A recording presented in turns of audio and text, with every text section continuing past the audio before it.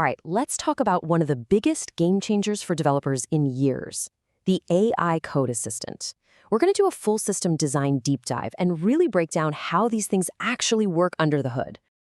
Okay, let's just jump right in. You've had that moment, right? You type a comment and boom, GitHub Copilot just spits out the exact function you were thinking of.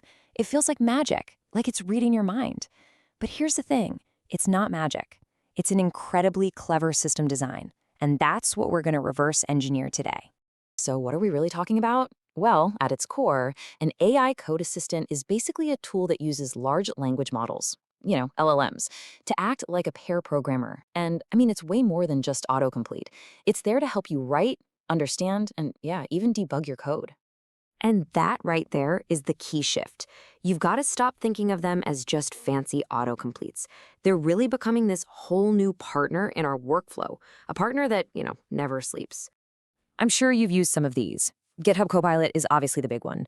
But you've also got tools like ChatGPT for coding, and even these new AI-first IDEs like Cursor popping up. Now, they all have their own little quirks and features, but here's the deal. They're all built on the same fundamental architecture, and that's exactly what we're going to unpack.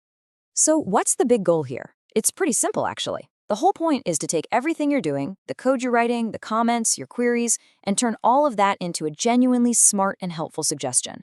So how does it pull that off? Okay, time to pop the hood and see what's powering this thing. What are the actual components that make an AI assistant tick? So here are the main players on the stage. You've got your IDE, that's the front end, where you live and breathe.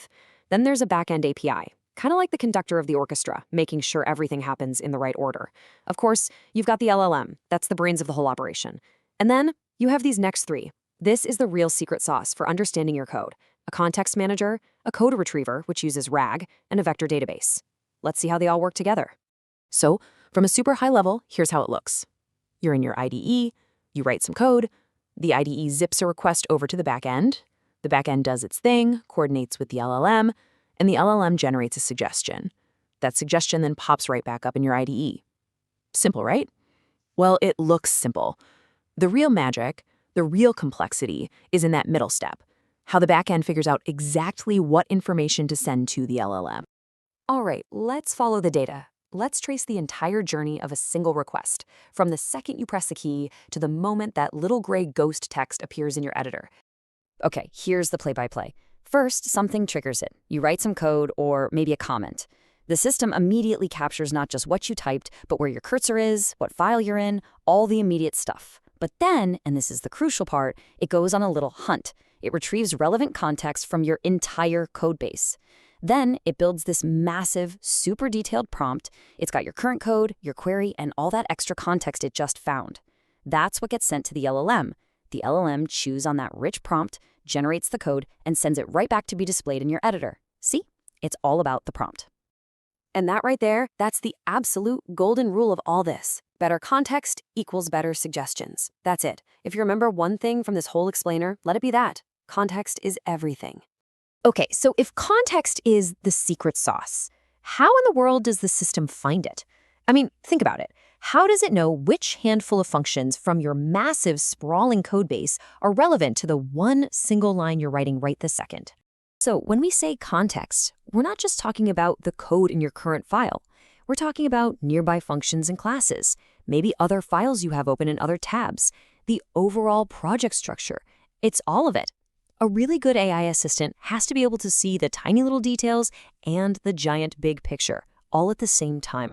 The technology that makes this possible is called Retrieval Augmented Generation, or RAG.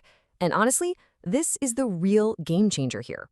RAG is what lets the system search your entire project. I'm talking thousands of files in real time to find the perfect snippets to feed the LLM.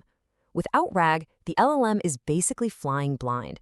It would only know about the one file you have open, and that's just not enough. So how does this RAG thing work for code? Well, you can think of it as a three-step process. First, the system embeds your code. It goes through your entire project and turns every chunk of code into a long string of numbers, like a numerical fingerprint. It has to do this because computers are great at comparing numbers, but terrible at understanding abstract code concepts. Second, it stores all these numerical fingerprints in a special, super fast database called a vector database. And third, when you start writing new code, it creates a fingerprint for that code on the fly and then searches the database to find the closest matches. That's how it finds the most relevant context in just milliseconds. Okay, so we've got the architecture down. Let's talk about the real world now. What are these systems actually good at, and where do they fall short? So you get some amazing features out of this design, right? You get that super intelligent auto-completion, you get full code generation from just a comment, help with debugging, and even explaining complex code. But on the flip side, there are some really tough challenges. Latency is a big one. Nobody wants to wait for a suggestion. Handling truly enormous code bases is another huge problem. And of course, there's the ever-present challenge of accuracy. You've got to make sure those suggestions are actually correct and not introducing subtle bugs. So how do engineers deal with these problems? Well, they have a few tricks up their sleeve. They'll cache common queries to speed things up. They stream the response back to you token by token, so it feels instantaneous, even if it's not. And a really clever one is using multiple models.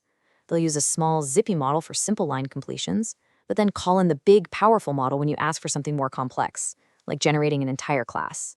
And really, that's the whole shebang. You've got a smart front end in the IDE, a back end that plays orchestra conductor, a powerful LLM for the brains, and that absolutely critical context retrieval system powered by RAG.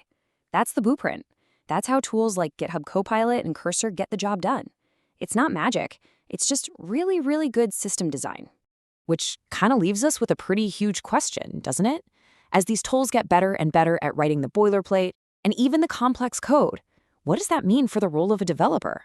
What do we do? Are we architects? Are we reviewers? I'd love to hear what you think about that. Thanks for tuning in.